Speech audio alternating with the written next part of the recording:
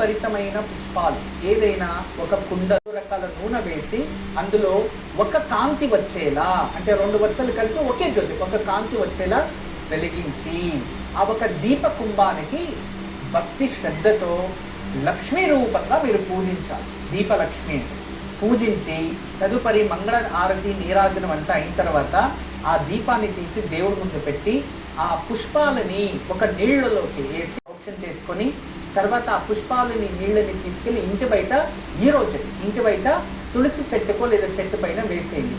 ఇలా చేస్తే ఇంట్లో ఉన్న జ్యేష్ఠాదేవి తొలగిపోయి ఇంట్లో ఐశ్వర్య లక్ష్మి అనుగ్రహం ప్రాప్తిస్తుంది. దీని వలన మనం చేసే వృత్తి, చేసే వ్యాపారంలో ప్రగతి కనబడుతుంది. ఈ రోజు సాయంత్రం ఒక పాత్రలో సుగంధ భరిత పుష్పాలను ఉంచి దానిపై మట్టి ప్రమిదల్లో 3 తైలాలతో ఒకే జ్యోతిని వెలిగించాలి.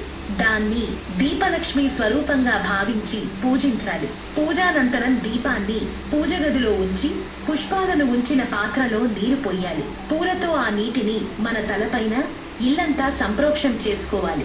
మిగిలిన నీటిని, పుష్పాలని తులసి చెట్టు మొదట్లో వెయ్యాలి.